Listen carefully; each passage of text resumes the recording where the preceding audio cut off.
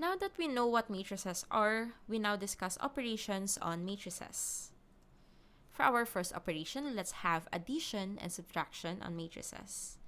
So let A and B be both m by n matrices. That is, both matrices have the same size. Then, the sum of A and B is the new m by n matrix A plus B, wherein we merely add corresponding entries. You can also replace the plus sign by minus sign to get A minus B. In shorter notation, the matrix whose entries are Aij plus or minus the matrix whose entries are Bij is equal to the matrix of the same size whose entries are Aij plus or minus Bij. Let's have an example. Let us take this matrices A and B and find for A plus B. For our 1, 1 entry, let us add 1, 0. That is 1. Let us continue with the first row first. So negative 2 plus 2, we have 0. 3 plus 1, that is 4. Now for the second row, 2 plus 1, 3. Negative 1 plus 3, that is 2. And 4 plus negative 4, we have 0. And that is A plus B. Likewise, you can do the same to solve for A minus B, B minus A, or B plus A, which is eventually just A plus B. Now let us move on to the second operation, scalar multiplication. Let A be M matrix of any size. So let us say M by N matrix. And C be a real number. Then the scalar multiple of A by C is the M by N matrix CA, wherein the entries of A are multiplied by C. In short, if we multiply a real number C to a matrix whose entries are Aij, then it is equal to matrix of the same size whose entries are C times Aij. Let's have an example. Let A be equal to this matrix 1, negative 2, 3, and second row is 2, negative 1, 4. Let us solve for negative 2A. That is just multiplying the entries of A by negative 2. So for our 1, 1 entry, negative 2 times 1, we have negative 2. For our 1, 2 entry, negative 2 times negative 2, that is positive 4. How about for our 2, 2 entry? Negative 2 times negative 1 is equal to positive 2. And you can do the same for the other entries. And we have this negative 2A.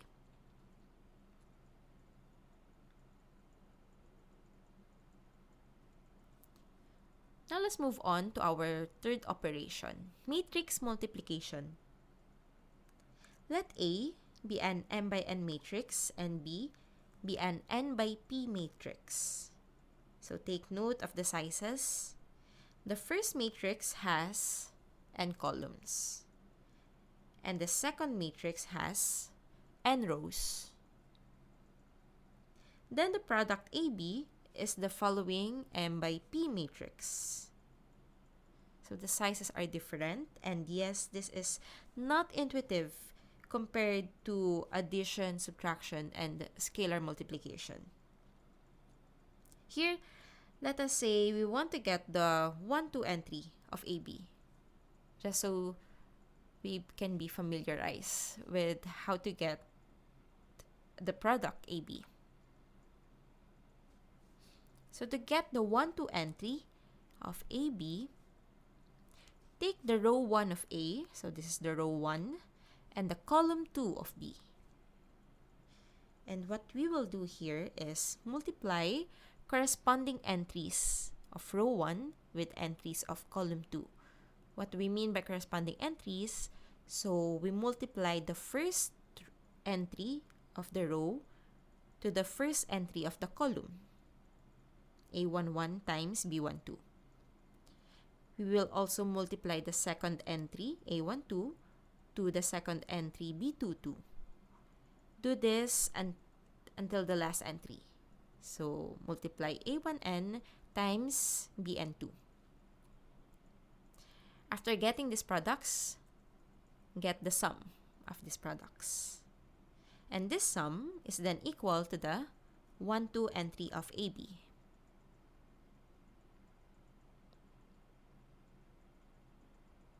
So in shorter notation, we have this matrix, an m by n matrix times an n by p matrix is equal to this m by p matrix, whose entries is of this form, the sum of aik bkj. Well, you don't really have to memorize this formula, especially we know that there are matrix calculators online. But apart from that fact, as long as you know the steps on how to solve for each entry, then you don't really have to memorize these sums. Let's have an example. Suppose we have this that is a 2 by 3 matrix, and this matrix B, which is a 3 by 2 matrix. Let us find the product AB. Let's focus first on the first column.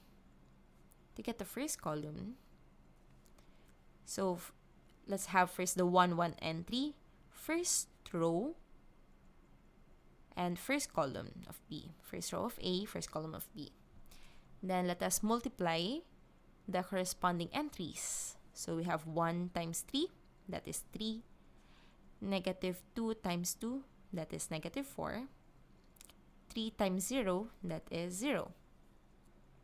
And then get the sum. That's why 3 minus 4 plus 0. How about this one, this entry, that this is the 2, 1 entry. So second row of A times the first column of B. So 2 times 3, that is 6. Negative 1 times 2, that is negative 2. 4 times 0, we have 0. Then get the sum. Do the same with the second column. So for the first row of A times second column of B, we have 1 times 0, so we have 0. Negative 2 times negative 1, that is positive 2. 3 times 1, positive 3. For the last one, second row times second column, 2 times 0, that is 0. Negative 1 times negative 1, that is positive 1. And 4 times 1, so we have positive 4. Then to get AB, just get the sum of 3 minus 4 plus 0, that is negative 1. 6 minus 2, that is 4. 2 plus 3, that is 5. And 1 plus 4, that is equal to 5. And hence, this is our product AB.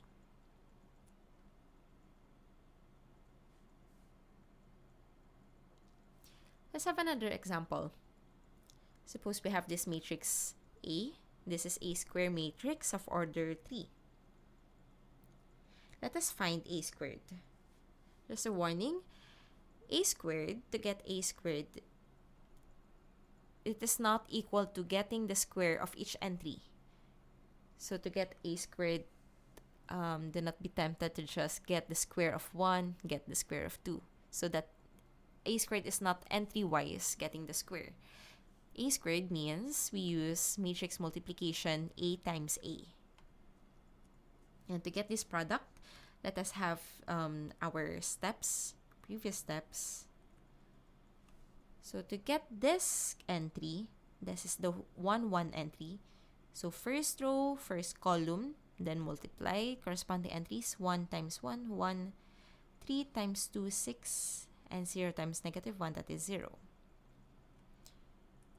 For this second, what is this? This is the 2, 1 entry. So second row, first column. So 2 times 1, we have 2. 1 times 2, we have 2. Negative 1 times negative 1, we have positive 1. And for the 3, 1, and 3, third row, first column, negative 1 times 1, negative 1. 6 times 2, we have 12. And 0 times negative 1, we have 0. And do for the other columns.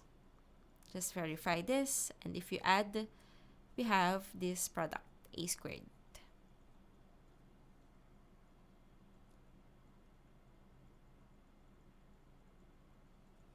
Okay, now let's move on to our last operation on matrices. Transpose of a matrix. We only need one matrix here to get a transpose. So let us take this. Suppose we have this matrix A of any size. So for example, we have m by n. The transpose of A is the n by m matrix wherein the rows of A become columns. So here we have the first row is now the first column. The second row is now the second column. And the last row is the last column in a transpose, denoted as A raised to T. And vice versa. The columns of A are now the rows of A transpose. The first column is the first row. So A11, A21 until AM1, we have this as a row in A transpose. A11, A21, AM1. The second column is the second row of A transpose. The last column of A is the last row of A transpose. In shorter notation, the transpose of the matrix whose entries are Aij is just equal to Aj. So interchange the subscripts. Suppose we have this example. Let A be equal to 1, negative 2, 3, and 2, negative 1, 4 for the second row. To get A transpose, you can get the first row or first column. Here, let us just take the first row and write it as the first column. So 1, negative 2, 3 is written now as the first column, 1, negative 2, 3 here in the A transpose. And the second row of A is now the second column in A transpose, 2, negative 1, 4. Also take note of the sizes. The size of A is 2 by 3. But for A transpose, the size is now 3 by 2 since we interchange the rows and columns.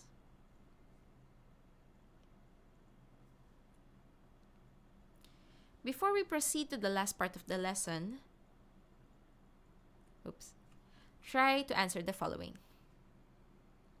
Solve for 2A minus 3B given this matrices A and B.